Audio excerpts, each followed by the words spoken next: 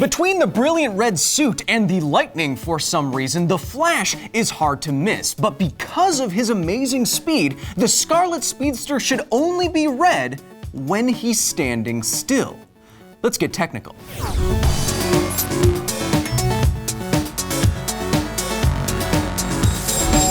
The Flash is the most famous of the speedy superheroes. In pop culture, he is the fastest man alive because of the Speed Force, whatever that is, which grants him an unbelievable alacrity and comes along with a number of very cool consequences, like supermassive punching and ridiculously quick perception time. We've analyzed the Flash a number of times on this program, but this time I want to get to something more fundamental. If the Flash routinely approaches ludicrous speeds, he's the wrong color.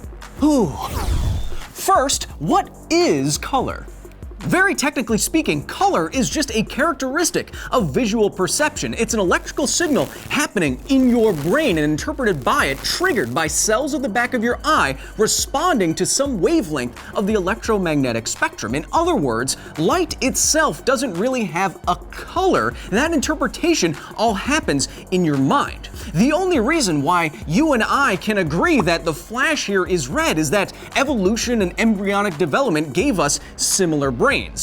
Presumably. Of course, that also means, thanks to the peculiarities of perception, that you could go your whole life thinking an object is one color, but if you asked someone, they wouldn't agree with you and you would never know it your entire life.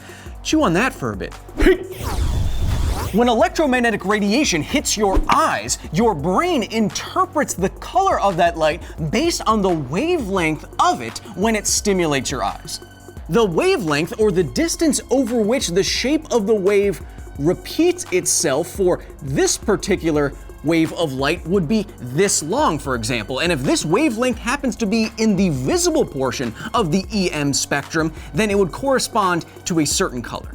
And so differences in wavelength amount to differences in perceived color, with shorter wavelengths corresponding to more bluish light and longer wavelengths to reddish light. But notice here that nothing, not the source of this light, not me, nothing is moving. So what happens when we start speeding? Let's say that we encounter a certain wavelength of visible light. It just happens to be green, but what do I know? Reality is a lie. Now watch what happens if we move towards the source of this green light. To my eye, in the same amount of time, it appears as though I'm encountering more waves. This has the effect of decreasing the wavelength of this light to me, which makes it appear bluer. Now, if I do the opposite and move away from this source of light, the opposite happens and it looks like a longer wavelength and more red. This red shift and blue shift collectively fall under the term known as the Doppler effect. We are most familiar with the Doppler effect for sound waves. Observe.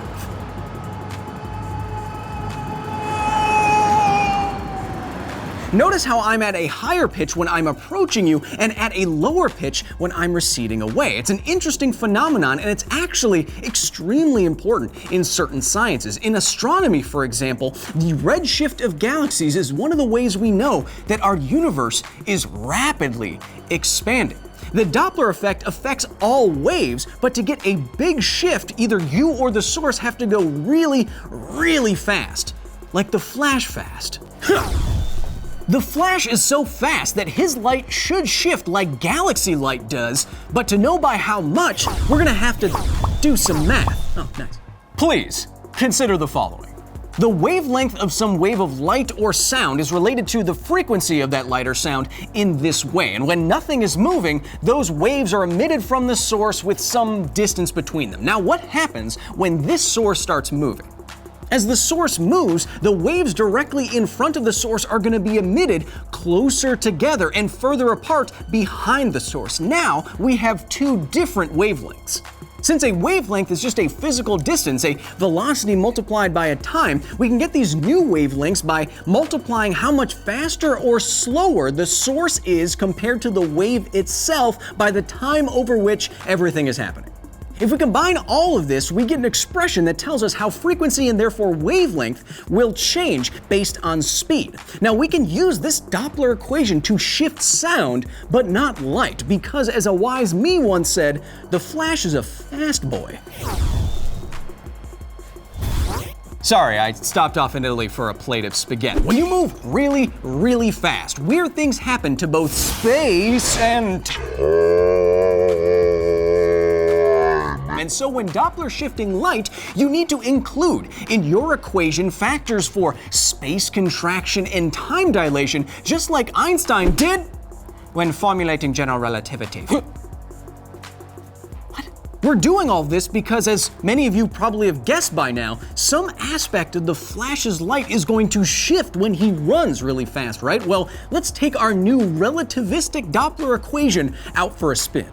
Let's say that we have a source of light. It's green and has a frequency of 560 terahertz. It is moving away from us in our example at 5% the speed of light. It's moving away from us. So be careful which plus and minus you use here in that equation, because I'm saying that because you should tell me what this is. Pop quiz, huh?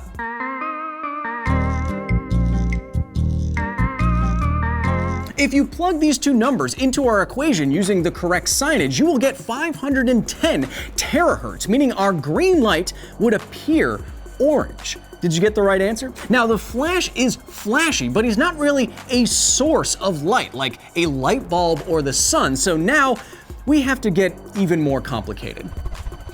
Oh look, I'm vibrating my hand at the correct frequency. I can move through stuff. That's not how things work. When we see the Flash's scarlet red suit, what we are actually seeing is white light from the sun hitting that suit, being mostly absorbed, and red wavelengths of light reflecting off of the suit and making it to our eyes. The color of a material, therefore, is based on the material's emission, its reflectivity, its actual physical structure. But what's important for us is because of this two-step process, when he's zipping around a city trying to save somebody, the Flash's light will not shift once, but twice.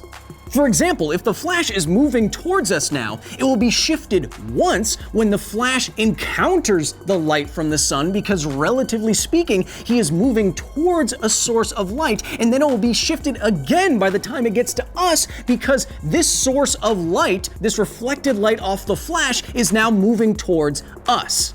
Because of this double shift, we need to apply the Doppler shift twice and square our previous equation, which removes the square root and yields this.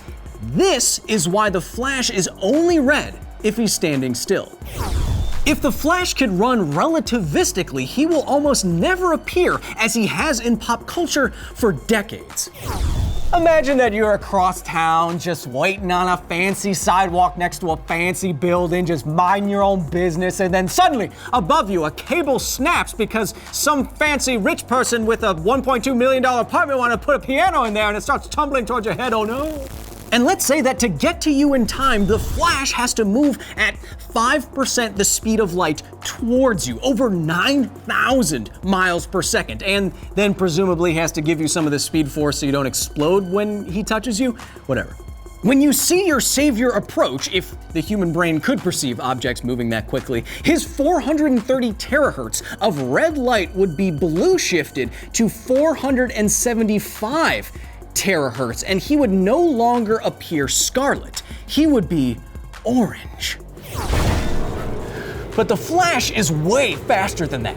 If he moved at 9% the speed of light, he'd be blue shifted into yellow. At 12% the speed of light, he turns green. At 19% the speed of light, he is blue shifted to blue. And finally, at 1/4 the speed of light, he is blue shifted out of the visible spectrum entirely and turns invisible. Villains wouldn't even see him coming. If the Flash was moving away from you, though, the effect would be far less dramatic. At just 5% of light speed, his red light would be red shifted out of the visible spectrum and into the invisible infrared spectrum. All this shifting is obviously a problem for the majority read depiction of the Flash in popular culture. The Flash is a smart guy, though, who knows his physics if you read the comic books, and so if he wanted to be most consistently visible when running around at unbelievable speed, he would want to pick a suit color in the middle of the visible spectrum. Not red, but yellowish green, which means that Kid Flash and Reverse Flash have the most physics accepted costume? Well, if he did this, not only would he respect physics, but then he could call himself not the Scarlet Speedster, but the Virescent Volant? That's not that bad. That's actually kind of cool. I wouldn't even mind. So, the Flash is the wrong color. He's famous for being able to run at light speed levels, but because of this and the Doppler effect, he will rarely be red as always depicted. My boy Barry and other incarnations of the Flash are pretty good with science, and so the next time I see the character, if any of you writers are watching, I want to see this. Because science. Invisible.